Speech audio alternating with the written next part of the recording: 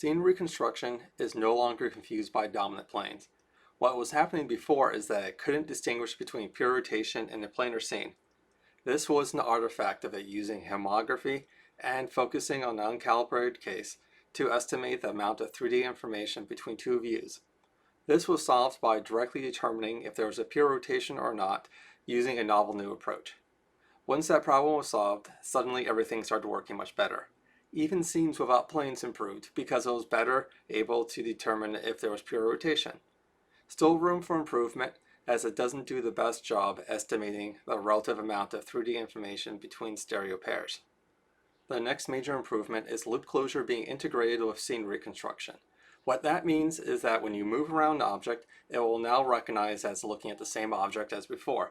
Basically, it now has object permanence. Now scenes with loops will no longer have unbounded air growth. This opens up the possibility of being able to do reconstructions of much larger scenes, or even mapping a city. What I'm showing you right now is an attempt to map a street. It wasn't able to do a full loop because the focal length estimate would drift too much, and it wasn't able to merge multiple segments together. That's on the list to fix in the next release. However, it is a drastic improvement over what it could do before. In general, drone footage is a challenging case for the current pipeline, and it would fail badly before. Sometimes it works quite well now, like in this case. Besides dominant planes, one issue with drone footage is the lack of overlap between triplets of views. This is still a work in progress, and there's a plan to address it in the next release. Before, it was mentioned that loop closure was added to reconstruction. That was done using scene recognition. What I'm showing now is a visualization of scene recognition. The query image is up top, and the end best matches are on the bottom. The dots are corresponding features between the matching and query image. There are two algorithms included in BoofCV, both of which come from the bag of word family. An artifact of using bag of words is that image features can be clustered into supergroups, and only features in the same supergroup will be matched against each other. The end result is a massive speed up in image matching. Scene reconstruction takes full advantage of this. As a test, scene recognition was applied to the well-known KITTI benchmark for autonomous driving. As you can see, it does a very good job here.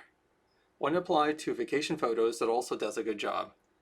However, there were more false positives in this situation, but those can be easily removed by applying a geometric check. For example, you could fit a fundamental matrix to the image features.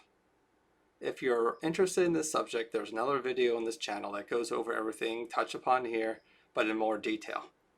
There are a ton of other new features and improvements. What I'm showing you right now is a new command line tool that lets you perform scene reconstruction on a set of images. So you no longer need to write code to do reconstruction. Developers will enjoy the new auto formatting for verbose printing. That's made debugging the complex scene reconstruction code much easier. More code is now concurrent, for example, SIFT features. The functional API has been extended, and there are improvements to the multi-view geometry API, plus the usual set of bug fixes. That's it for now, and thanks for watching. I'm looking forward to seeing how everyone can put these new features to use.